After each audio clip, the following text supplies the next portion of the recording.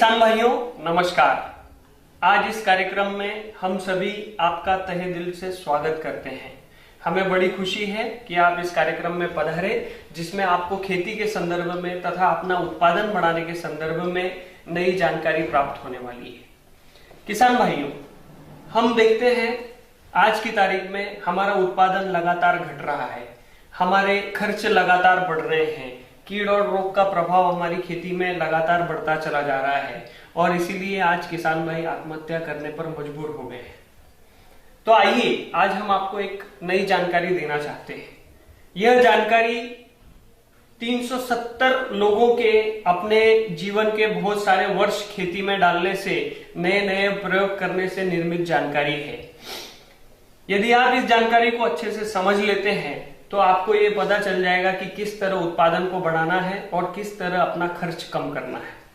तो दोस्तों आइए ज्यादा वक्त ना लेते हुए हम आपको ये बताना चाहते हैं कि मिट्टी की प्राकृतिक ताकत क्या है। पहले हम देखेंगे कि प्राकृतिक प्रणाली क्या है, उसके बाद हम देखेंगे कि प्राकृतिक प्रणाली में क्या व्यवधान निर्माण हो गए हैं, क्या प्रॉब्लम्स आ गए हैं, और फिर हम देखेंगे कि इसमें सुधार कैसे लाया जा सकता है और ये सारी प्रक्रिया के साथ साथ हमारा जो उत्पादन है उसे भी कैसे बढ़ाया जा सकता है। किसान भाइयों, नदी है गंगा नदी, हम उसे गंगा मां कहते हैं। नर्मदा नदी है, हम मां नर्मदे कहते हैं। नदी के साथ हमने नाता जोड़ा है, लेकिन तालाब में भी पानी है, तालाब से किसी ने कोई नाता नहीं जोड़ा। क्यों? क्योंकि नदी में हलचल है, चल है, पानी बह रहा है, वहां पर जीवन है और जो सजीव है उसी से हम नाता जोड़ते हैं। ठीक इसी तरह हमारे जो पूर्वज हैं उन्होंने इस धरती को धरती मां कहा है। उन्होंने भी इस धरती में कुछ सजीवता को देखा। तो वो सजीवता क्या है, आइए हम और आप ये जानते हैं कि मिट्टी जो है उसके अंदर क्या सजीवता है और क्या कार्य प्रणाली है जो ये काम करती है और हमें उत्पादन के रूप में बहुत कुछ देती है। तो किसान भाइयों आइए हम देखते हैं। यदि आप अपने खेत की 1 ग्राम मिट्टी उठाएं तो आप पाएंगे कि उस 1 ग्राम मिट्टी में 10 करोड़ से ज्यादा सूक्ष्म जीवाणु हैं और जो व्यतिरिक्त भाग है वो सभी प्रकार के खनिज है।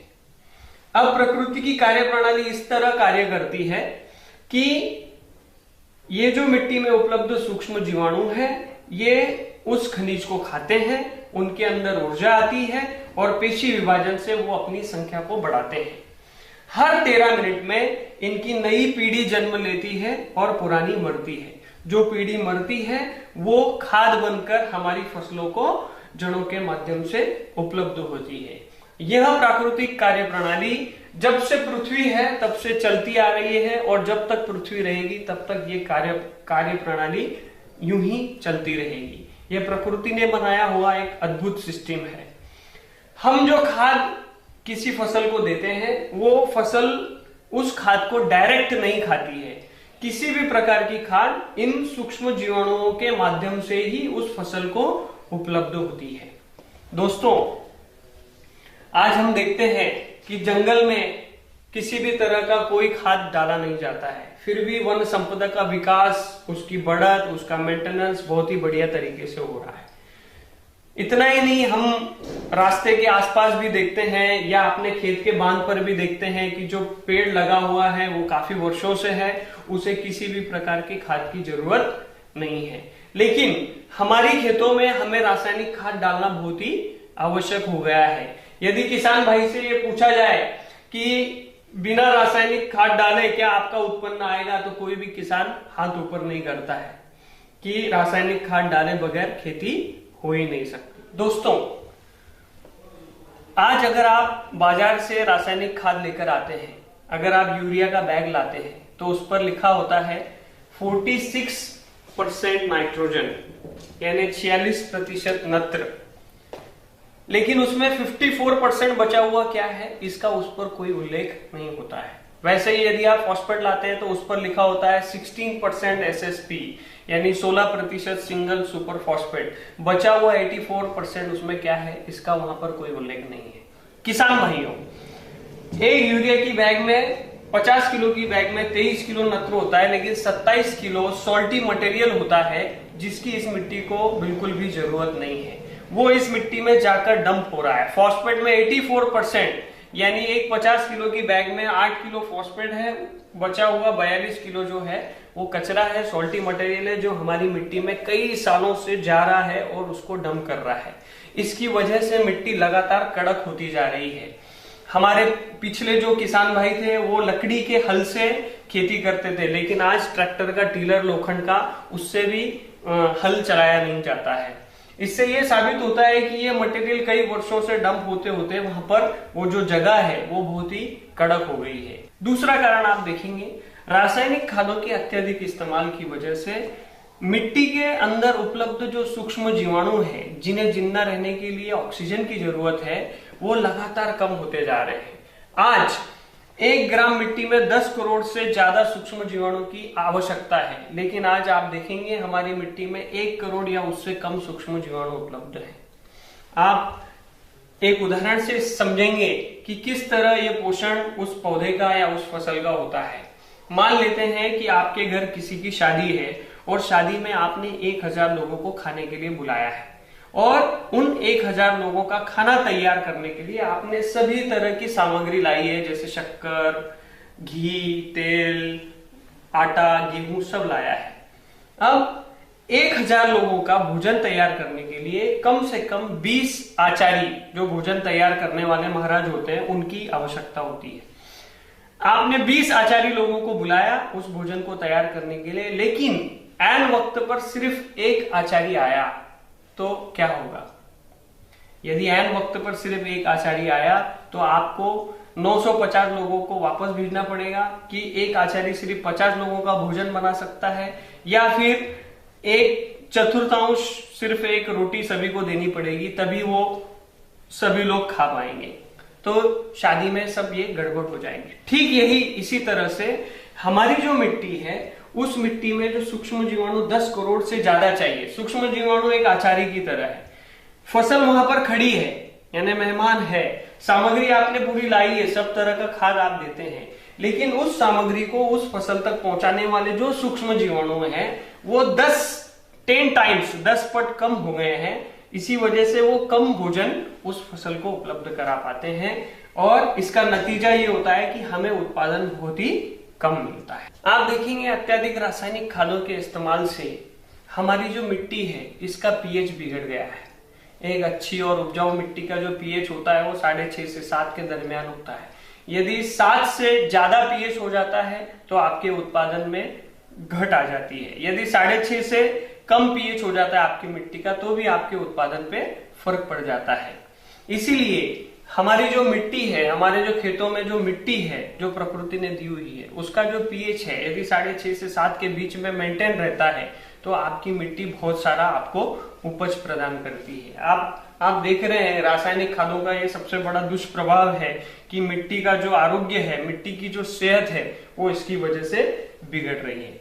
किसान भाइयों, रासायनिक खादों के अत्यधिक इस्तेमाल की वजह से मिट्टी कड़क हो गई है, मिट्टी में ऑक्सीजन बहुत ही कम हो गया है, ना के बराबर हो गया है। और आप देखेंगे सबसे बड़ी समस्या किसानों को ये आ रही है कि कीड़ और रोगों का उनको सामना करना पड़ रहा है। किसान भाइयों, हमारी मिट्टी में प्रकृति ने कई अनंत सूक्ष्म जीवाणु दिए हैं जो हमारे मित्र जीवाणु हैं, और उन्हें जिंदा रहने के लिए ऑक्सीजन की जरूरत होती है। लेकिन जहां पर ऑक्सीजन नहीं है वहां पर ऑटोमेटिकली विषाणु जन्म लेते हैं। अब देखिए, कीड़ और रोग आने का मुख्य कारण यह है कि मिट्टी में ऑक्सीजन खत्म हो गया, उसकी वजह से वहां पर विषाणुओं ने जन्म लिया। ये जो विषाणु है ये दिन भर पौधे ने की हुई जो मेहनत है, सूर्य ऊर्जा की मदद से बनाया हुआ जो फूड है, वो जब नीचे जाता है, जड़ों में जाता है, तो ये सारे विषाणु उसको पी जाते हैं और पीने के बाद अपनी संख्या बढ़ाते हैं। जैसे ही उस पौधे का रस शोषित हो जाता है वो पौधा कुपोषित होने लगता है, और कुपोषित हुए पौधों पर, फसलों पर कीड़ और रोग का आक्रमण होता है। आप देखेंगे यदि पौधा कमजोर है तभी उस पर कीड़ और रोग का आक्रमण होता है। किसान भाइयों, पौधे का कुपोषण होते ही उस पर कीड़ और रोग का आक्रमण होता है। वो इसलिए होता है क्योंकि उस कमजोर फसल का, कमजोर पौधे का बीज आगे कमजोर आएगा, उससे और कमजोर आएगा, उससे और कमजोर आएगा, इससे जीव सृष्टि समाप्त हो जाएगी। तो प्रकृति जीव सृष्टि को स्ट्रांग बनाए रखना चाहती है, समाप्त नहीं करना चाहती है, इसीलिए उस कमजोर पौधे को नष्ट करने के लिए उस पर कीड़ और रोग का आक्रमण होता है। यह कीड़ और रोग आने का सबसे मुख्य कारण है और कोई भी कंपनी इस बारे में जानकारी नहीं देती है। दोस्तों, ये सबसे मुख्य कारण आज जिसकी वजह से मानवीय श्रम का खर्च बढ़ गया है, दवाइयों का खर्च बढ़ गया है और किसान का उत्पादन कम हो गया है।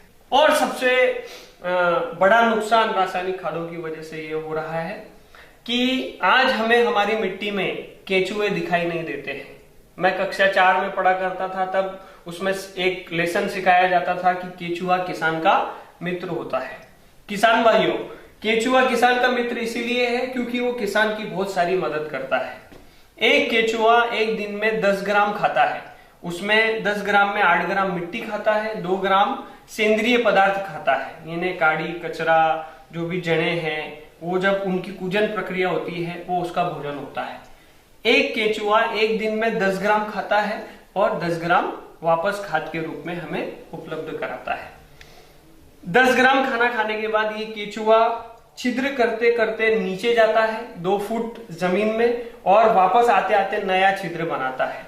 इस तरह से जमीन में बहुत सारे छिद्र बनते हैं जिनमें ऑक्सीजन भर जाता है। आज की तारीख में केंचुए पलायन कर चुके हैं, हमें किसी भी खेत में आज केंचुए दिखाई नहीं देते हैं और हम खुद भी परेशान रहते हैं कि केंचुए आखिर चले कहां गए। तो किसान भाइयों, केंचुए कहीं नहीं गए हैं। केंचुए आज हमारी मिट्टी में 2 से 3 मीटर नीचे जाकर के सुप्त अवस्था में यानी समाधिस्थ हो गए हैं। उन्हें ऊपर लाना बहुत ही जरूरी है। तो आपने देखा कि रासायनिक खादों की वजह से सूक्ष्म जीवाणुओं की संख्या कम होती चली गई, रासायनिक खादों की वजह से केंचुए पलायन कर गए, रासायनिक खादों की वजह से मिट्टी का पीएच बिगड़ गया और रासायनिक खादों के अत्यधिक इस्तेमाल से मिट्टी कड़क हो गई, लिहाजा उसमें कीड़ और रोग का बहुत सारा आक्रमण हो गया। और इन सभी बातों के कारण किसान का खर्च बढ़ गया, मानवीय श्रम में वृद्धि हो गई, उत्पादन में कमी हो गई और बाकी सारी चीजें उसमें मिट्टी में बिगाड़ के स्वरूप में हमारे सामने आई। तो दोस्तों, अभी हमने 2 चीजों को देखा, एक तो प्राकृतिक सिस्टम क्या है, नेचुरल प्रणाली क्या है, दूसरा हमने देखा कि हमारी इस मिट्टी में जो प्रकृति ने बनाई हुई सिस्टम थी उसमें बिगाड़ आ गया है। अब हम ये देखेंगे कि इस सिस्टम को कैसे वापस कार्यरत किया जा सकता है। बाजार में बहुत सारी कंपनियां हैं जो टॉनिक बेचती हैं, दवाएं बेचती हैं, लेकिन हमारी कंपनी आपसे ये दावा करती है कि आपको किसी भी चीज डालने की जरूरत नहीं है। लेकिन ये एक दिन में नहीं होगा, आपको लगातार इस ओर ध्यान देना पड़ेगा। इस ओर देखें, हमारी मिट्टी में सूक्ष्म जीवाणुओं की संख्या को बढ़ाना पड़ेगा। हमारी मिट्टी में जो कूजन प्रक्रिया न हुआ पदार्थ पड़ा हुआ है उसकी कूजन प्रक्रिया फास्ट करनी पड़ेगी। हमारी मिट्टी में जो मिट्टी का जो पीएच है यानी मिट्टी की जो सेहत है उसको मेंटेन करना पड़ेगा। हमारी मिट्टी के अंदर हमारी मिट्टी को भुरभुरी बनाना पड़ेगा जिससे वो ज्यादा उपज देवे। और एक महत्वपूर्ण बात कि आज हमारी मिट्टी में जो खनिज है उनका तृतीय पदरी रूपांतरण हो गया है। 3 पदर में ये खनिज होते हैं, प्रथम, द्वितीय और तृतीय। प्रथम पदर में जो खनिज है सूक्ष्म जीवाणु उसे खाते हैं, द्वितीय और तृतीय को नहीं खाते हैं। आज हमारी मिट्टी के अंदर जो उपलब्ध खनिज है उनका रूपांतरण तृतीय पदर में हो गया है, इस वजह से वो उसको खा नहीं पा रहे हैं। इसीलिए हम जो बाजार से रासायनिक खाद लाकर डालते हैं या कोई भी खाद लाकर डालते हैं, सूक्ष्म जीवाणु उसको खा रहे हैं। तो हमें हमारी मिट्टी को अच्छा करने के लिए, वापस प्रकृति की दी हुई कार्य प्रणाली को कार्यरत करने के लिए खनिज का जो रूपांतरण है तृतीय से द्वितीय में, द्वितीय से प्रथम में रूपांतरित करना जरूरी है। किसान भाइयों, 370 लोगों के सहभाग से हमारी कंपनी के माननीय डायरेक्टर श्री अमरजीत चौरसिया साहब ने जिस अलग अलग प्रयोग करके सभी किसान भाइयों, कृषि अधिकारी, इन अलग अलग लोगों से मिलकर अलग अलग प्रयोग करके अलग अलग वातावरण में, अलग अलग मिट्टी में, अलग अलग जमीनों में, अलग अलग क्रॉप्स में जो इस एक किसानों के लिए संजीवनी साबित हो रहे प्रोडक्ट का निर्माण किया, उसका नाम है मल्टीप्लायर। आज मल्टीप्लायर नामक ये प्रोडक्ट भारत के किसान भाइयों के लिए वरदान साबित हो रहा है। मैं आपको इसके कुछ गुण धर्म बताता हूं।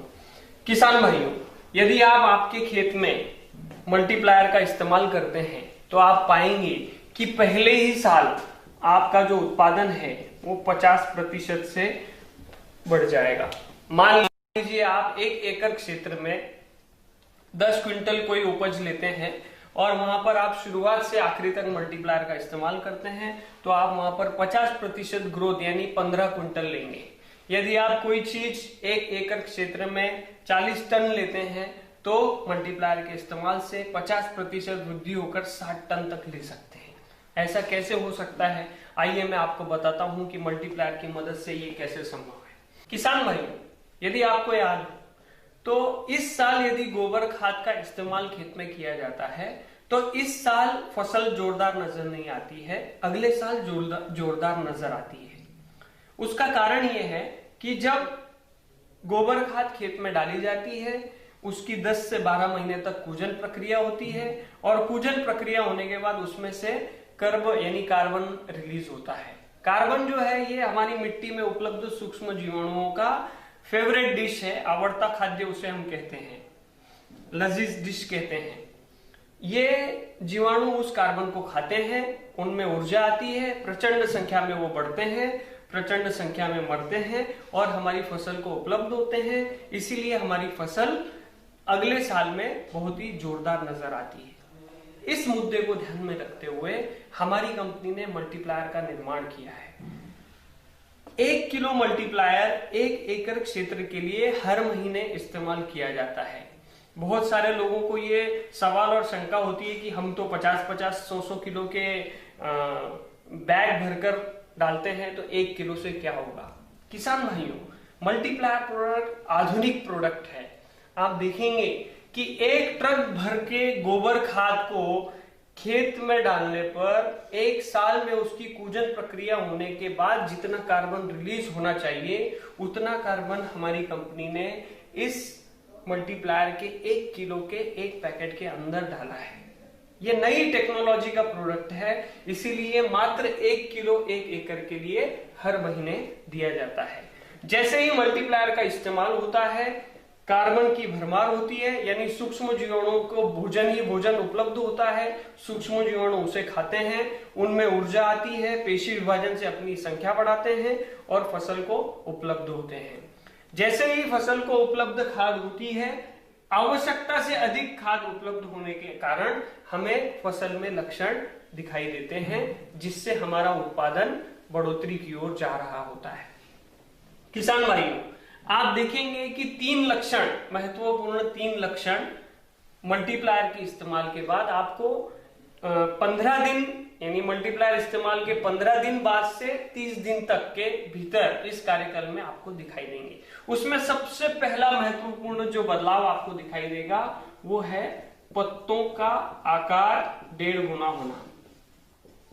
किसान भाइयों,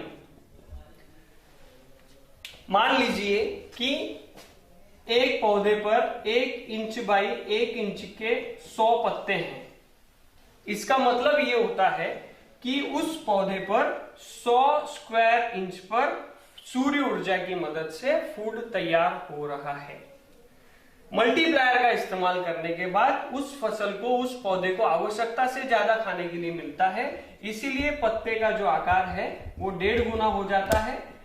1 इंच बाई 1.5 इंच के सारे पत्ते हो जाते हैं। यानी किसान भाइयों, पहले उस पौधे पर 100 स्क्वायर इंच पर फूड तैयार हो रहा था, अभी उसी पौधे पर 150 स्क्वायर इंच पर फूड तैयार हो रहा है।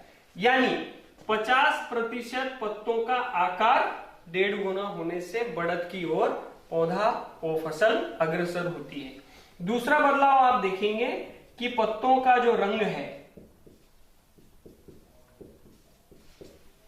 आमतौर पर देखें आप, अगर पत्ते लाइट ग्रीन है तो उत्पादन कम आता है, अगर ग्रीन है तो रेगुलर उत्पादन आता है। लेकिन आप देखेंगे मल्टीप्लायर का इस्तेमाल होने के बाद उस फसल को आवश्यकता से अधिक भोजन उपलब्ध होता है, जिसकी वजह से पत्तों का रंग जो है वो डार्क ग्रीन हो जाता है। और डार्क ग्रीन पत्तों पर सूर्य ऊर्जा की मदद से डबल फूड तैयार होता है, यानी 100% ज्यादा फूड तैयार होता है। इस तरीके से दो लक्षण द्वारा आपने देखा कि 150% 150% वृद्धि की ओर वो फसल कार्यरत हो जाती है। तीसरा आप बदलाव देखेंगे कि पत्तों की जो संख्या है उसमें बढ़ोतरी होना शुरू हो जाती है। मल्टीप्लायर की मदद से आवश्यकता से अधिक भोजन मिलने के कारण वो फसल, वो पौधा नए पत्तों का निर्माण करता है। पत्तों की संख्या वृद्धि होने से 50% ग्रोथ उसकी होती है। इस तरह से किसान भाई आप देखेंगे 200% उस फसल पर, उस पौधे पर बढ़त के लक्षण मल्टीप्लायर की मदद से नजर आ रहे हैं। लेकिन कंपनी आपसे यह दावा नहीं करती कि 200% ही पहले साल बढ़ेगा। कंपनी दावा करती है कि पहले साल आपका उत्पादन 50% या इससे ज्यादा बढ़ जाएगा। कम से कम 50% आपका उत्पादन पहले साल बढ़ेगा। किसान भाइयों, मल्टीप्लायर के इस्तेमाल से सूक्ष्म जीवाणु की संख्या में प्रचंड प्रमाण में वृद्धि होती है और इस वृद्धि के कारण आपकी जो मिट्टी है उसका पीएच मेंटेन होने लगता है। आपकी मिट्टी जो है भुरभुरी होने लगती है, आपकी मिट्टी जो है नरम होने लगती है। यदि आप मल्टीप्लायर को रेगुलर इस्तेमाल करते हैं तो आप देखेंगे कि हर साल आपका जो उत्पादन है वो बढ़ रहा है। मान लीजिए किसी चीज का उत्पादन आप 1 एकड़ में 10 क्विंटल लेते हैं तो पहले साल में आपको 50% वृद्धि यानी 15 क्विंटल मिलेगा। उसके अगले साल हम आपसे कहेंगे कि अभी रासायनिक खाद जो आप लगाते थे उसको 20% कम कर दीजिए और उतने ही रुपए का मल्टीप्लायर बढ़ा दीजिए, तो 15 क्विंटल से 18 क्विंटल पर पहुंचेंगे। फिर अगले साल हम 20% रासायनिक खाद का डोज कम करवाएंगे, मल्टीप्लायर उतने रुपए का बढ़वाएंगे। फिर 15 से 18 क्विंटल तक तीसरे साल आपका उत्पादन पहुंचेगा। फिर 20% रासायनिक खाद कम करेंगे, मल्टीप्लायर का डोज बढ़ाएंगे, 21 क्विंटल तक आपका चौथे साल में पहुंचेगा उत्पादन। फिर अगले साल हम 20% रासायनिक खाद का डोज कम कराएंगे, मल्टीप्लायर का बढ़ाएंगे, 21 से 24 क्विंटल पहुंचेंगे। फिर अगले साल 20% रासायनिक खाद का डोज कम कराएंगे, मल्टीप्लायर का बढ़ाएंगे, 27 क्विंटल का। और फिर अगले साल 20% रासायनिक खाद का डोज कम करेंगे, मल्टीप्लायर बढ़ाएंगे और 30 क्विंटल। यानी अधिकतम 7 सालों में, जिनकी मिट्टी अच्छी है 5 सालों में, जिनकी ज्यादा खराब हो गई है 7 सालों में, आज की तुलना में उत्पादन आपका 3 गुना तक पहुंचेगा और सभी तरह की रासायनिक खादों के बगैर आपका उत्पादन निकलेगा। सारी रासायनिक खादें इससे बंद हो जाएंगी। मल्टीप्लायर के इस्तेमाल से सारे खनिज प्रथम पदर में आ जाएंगे, जिसकी वजह से मिट्टी में उपलब्ध खनिज उसको खाने के लिए मिलेंगे, तो रासायनिक खादों को बाहर से डालने की आवश्यकता नहीं पड़ेगी। और एक सबसे महत्वपूर्ण मुद्दा किसान भाइयों कि मल्टीप्लायर का इस्तेमाल होने से जो कूजन प्रक्रिया नहीं हुई है, जो पत्ते गिरते हैं, जड़ें रह जाती हैं, डंठल रह जाते हैं मिट्टी के अंदर, उनकी कूजन प्रक्रिया तेज गति से होगी। जो रासायनिक खाद का दुष्प्रभाव है वो कम होगा, हीट कम होगी। वहां पर ऐसा वातावरण तैयार होगा जिसमें केंचुए और जीवाणु रह सकें और अपनी संख्या को बढ़ा सकें। जैसे ही केंचुए के लिए भोजन और रहने लायक वातावरण होगा उपलब्ध, वैसे ही केंचुओं का आगमन शुरू हो जाएगा। जैसे हमने आपको बताया कि केंचुए कहीं गए नहीं हैं, वो हमारी ही मिट्टी में 2 से 3 मीटर नीचे जाकर सुप्त अवस्था में समाधिस्थ हैं। हम ये दावा नहीं करते कि पहले साल ही आप केंचुए देखेंगे, लेकिन दूसरा साल समाप्त होते होते आप देखेंगे कि आपके खेतों में केंचुओं का आगमन शुरू हो गया है और हर साल मल्टीप्लायर की मदद से यह बढ़ता चला जाएगा। मान लेते हैं कि 1 स्क्वायर फीट में, वैसे तो भगवान ने 1 स्क्वायर फीट में 7 से 8 केंचुए दिए हैं, लेकिन 5 से 7 साल में मल्टीप्लायर के रेगुलर इस्तेमाल से 1 स्क्वायर फीट में 1 केंचुआ भी यदि कार्यरत होता है तो हमारे लिए क्या करेगा, हम ये देखते हैं। 1 केंचुआ 10 ग्राम खाता है, 10 ग्राम छोड़ता है। अगर एक स्क्वायर फीट में 1 केंचुआ कार्यरत हो जाता है 5 से 7 साल बाद, तो आप देखेंगे कि 1 एकड़ में लगभग 40,000 केंचुए कार्यरत हो जाएंगे। एक केचुआ यदि 10 ग्राम खाद रोज देता है तो 400 किलो खाद हमें प्रतिदिन हमारी खेत में प्रकृति द्वारा मुफ्त में निःशुल्क मिलती है। यदि आप सिर्फ बरसात के दिनों का 100 दिनों की गणना करें और मात्र 5 रुपए किलो इस खाद को गणना करें तो 2000 रुपए की खाद प्रतिदिन होती है और बरसात के 100 दिनों में ये 2 लाख रुपए की होती है। किसान भाइयों, यदि 2 लाख रुपए की खाद मुफ्त में अगर प्रकृति आपके खेत में डालती है तो क्या बाहर से किसी खाद को डालने की जरूरत है? बिल्कुल जरूरत नहीं है। आपका उत्पादन लगातार बढ़ता जाएगा और दुनिया की कोई कंपनी ऐसी नहीं है जो आपको ये कहे कि आज आप हमारा प्रोडक्ट इस्तेमाल कर रहे हैं तो बंद कर दीजिए। सिर्फ हमारी company Krishna agri business development private limited आपसे ये कहती है कि यदि प्रकृति की कार्य प्रणाली पूर्ववत हो जाती है, कार्यरत हो जाती है 7 साल के बाद, तो आप 8वें साल से मल्टीप्लायर का इस्तेमाल भी कम करते जाइए। हर साल 20% कम करते करते आइए और 1 किलो 1 एकड़ जैसे बताया गया था उस पर आकर रोक दीजिए, तो भी आपके उत्पादन में कोई बदलाव नहीं आएगा। आपका 3 गुना उत्पादन वैसे का वैसा बरकरार रहेगा। किसान भाइयों, हम आपको जबरदस्ती भी नहीं कर रहे हैं, हम आपसे रिक्वेस्ट भी नहीं कर रहे हैं। हम सिर्फ इतना चाहते हैं कि इतने सुंदर, इतने साल लगे हुए प्रोडक्ट, इतने साल की मेहनत से बनाए हुए प्रोडक्ट, इतने लोगों की मेहनत से बनाए हुए प्रोडक्ट को एक अवसर दिया जाना चाहिए। इसलिए हम ये नहीं कहते हैं कि आपकी 5 एकड़ जमीन है तो आप 5 एकड़ में इस्तेमाल कीजिए, 10 एकड़ है तो 10 एकड़ में इस्तेमाल कीजिए। आप मात्र 1 एकड़ क्षेत्र में 1 किलो पैकेट का इस्तेमाल करके देखें। 30 दिन के भीतर आपको वहां पर ये लक्षण दिखाई देने लगे, तब आप ये निर्णय लीजिए कि इसे पूरे खेत में मुझे डालना है। और इस तरह से आप एक दूसरे के माध्यम से इस प्रोडक्ट को लोगों तक पहुंचाकर, किसानों तक पहुंचाकर सभी का उत्पादन बढ़ाने में आप मदद कर सकते हैं। किसान भाइयों, तो आइए इस मल्टीप्लायर नाम के अद्भुत और जबरदस्त प्रोडक्ट को कैसे इस्तेमाल किया जाता है, आइए मैं आपको बताता हूं। किसान भाइयों, मल्टीप्लायर का इस्तेमाल 1 एकड़ क्षेत्र में जमीन में किया जाता है। मल्टीप्लायर को इस्तेमाल करने के लिए आप किसी भी रासायनिक खाद में 50 किलो की एक बैग में मल्टीप्लायर 1 किलो का कोटिंग करके फसल को दे सकते हैं। यदि रासायनिक खाद नहीं दे रहे हैं तो गोबर खाद में मिलाकर मल्टीप्लायर को इस्तेमाल किया जा सकता है। यदि गोबर खाद भी नहीं दे रहे हैं तो आप 4 या 5 घमेले मिट्टी भरकर, खेत की मिट्टी भरकर उसमें मल्टीप्लायर को अच्छी तरह से मिलाकर 1 एकड़ क्षेत्र में दे सकते हैं।